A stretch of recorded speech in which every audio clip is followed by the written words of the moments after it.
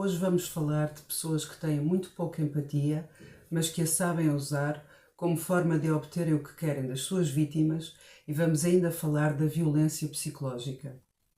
No vídeo sobre conflitos e agressão, eu referi o facto da importância da comunicação e da forma como falamos uns com os outros.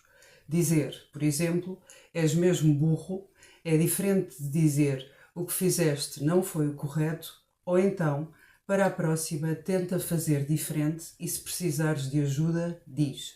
São três formas de comunicação completamente distintas.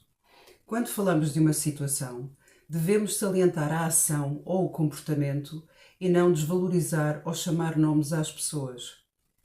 Insultar, ameaçar ou utilizar um vocabulário menos próprio, para além de ser violência verbal, não ajuda em nada na aprendizagem e na reflexão do outro, só vai tornar a pessoa mais insegura e mais rígida face a situações novas ou semelhantes. E dependendo da gravidade da situação vivida, pode também causar um trauma psicológico. Assim sendo, e caso não seja de mútuo acordo, usar insultos numa discussão é considerado violência psicológica.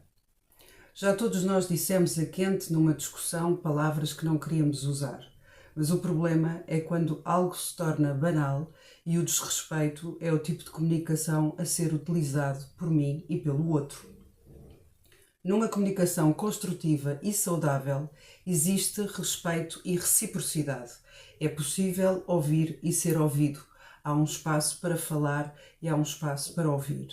Enquanto que numa situação em que não é possível uma comunicação saudável e recíproca, só existe uma agressão e desvalorização por parte do outro, não é a altura para explicar ou justificar ou muito menos entender o outro. Então devemos nos afastar para nos sentirmos mais seguros. Agora, uma coisa é estarmos a falar com uma pessoa saudável, que sabe que tem o seu valor e que deve ser valorizada de uma forma realista, mas que também é consciente para perceber que não é mais importante do que ninguém e que o mundo não gira à sua volta. Ao contrário, quando estamos a falar com pessoas que são menos saudáveis, excessivamente orgulhosas e arrogantes, com muita dificuldade em aceitarem que não são perfeitos e que, como tal, qualquer um de nós também cometem erros. E é aqui que podemos encontrar pessoas com mais ou menos traços que caracterizam as perturbações da personalidade, independentemente do género, feminino, masculino ou não binário. As perturbações da personalidade caracterizam-se por um conjunto de padrões rígidos e mal adaptados em termos de pensamento, de sentimentos e de comportamentos que causam um grande impacto porque são diferentes da norma e do que é expectável a nível da sociedade. Falamos então de personalidades, de perturbações de personalidades antagonistas e narcísicas, que na realidade são pessoas muito frágeis, muito inseguras, que desenvolvem determinados comportamentos para que as suas fragilidades e inseguranças não sejam descobertas.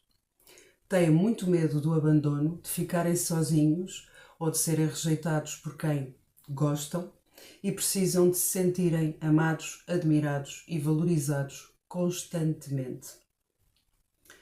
Caracterizam-se por pessoas cujo comportamento é muitas vezes imprevisível e dramático e que pode envolver uma repetição de situações inesperadas, de comportamentos impulsivos, agressivos, violentos ou de insultos, ameaças, gritos e discussões.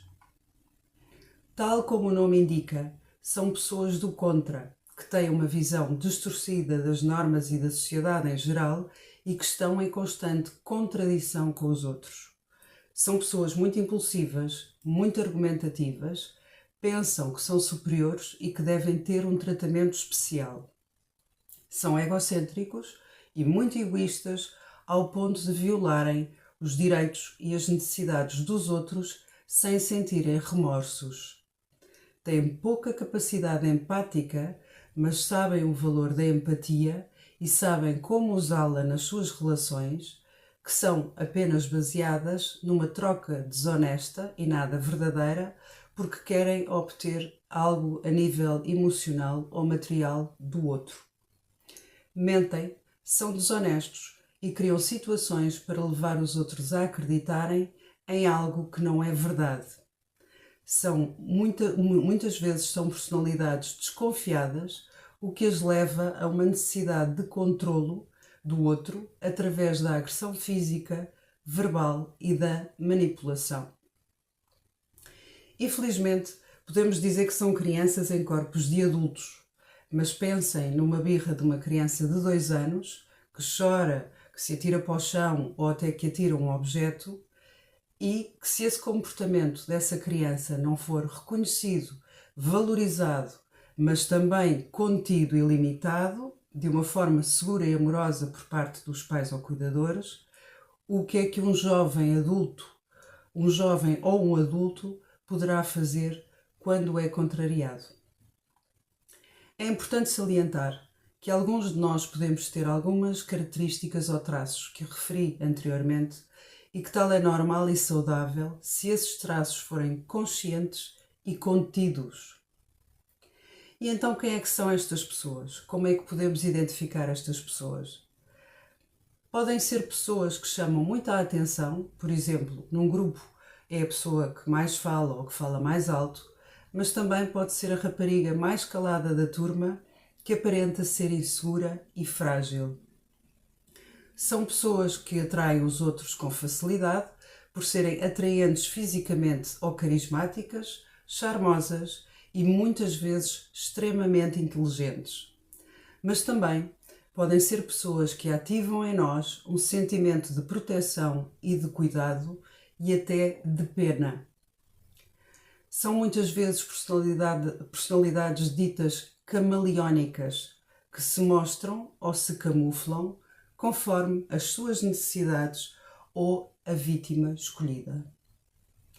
Como referi acima, o facto de não terem respeito e poucos sentimentos pelos outros, escolhem as suas vítimas conforme as suas necessidades, sejam elas materiais ou emocionais, e porque não sentem culpa ou remorsos, facilmente ignoram e abandonam as vítimas.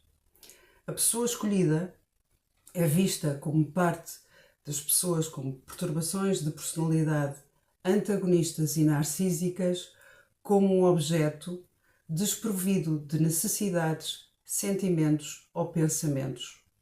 Nos casos mais graves da perturbação, falamos de pessoas muito agressivas fisicamente, verbalmente, são muito abusivas também a nível financeiro e social e podemos ainda falar de abusadores sexuais e homicidas. Como sabemos então que podemos estar a ser vítimas de uma manipulação psicológica, quer seja por parte de quem nos apaixonamos, ou de amigos, ou de familiares, ou de patrões? Quando, por exemplo, sentimos a necessidade de explicar e de nos justificarmos em excesso, escrevendo longos e-mails ou mensagens de texto para explicar, vezes e vezes sem conta, aquilo que sucedeu, partindo do princípio muitas vezes que a culpa é nossa. Outro exemplo é providenciar uma base de provas para os sentimentos, por exemplo, mostrar à pessoa mensagens de texto antigas, gravar conversas de forma aberta ou secreta para ter provas do que foi dito, estar demasiado dependente da opinião dos outros para determinar como se sente, fazer longas introduções de um tema antes de dizer qualquer coisa, tendo por base uma tentativa de compreensão e calma por parte do manipulador, sentir-se obrigado a registar todas as comunicações por escrito para servirem de prova. E por último, ceder e concordar para chegar a um entendimento. Como podemos ver, todas estas situações que referi não são de um relacionamento saudável, recíproco ou amoroso e põem em causa a qualidade de vida, bem como a saúde mental de qualquer pessoa. Eu espero que este vídeo vos ajude a identificarem pessoas que andam entre nós mas que são muito pouco saudáveis, sugestões e comentários são bem-vindos. Obrigada e até breve.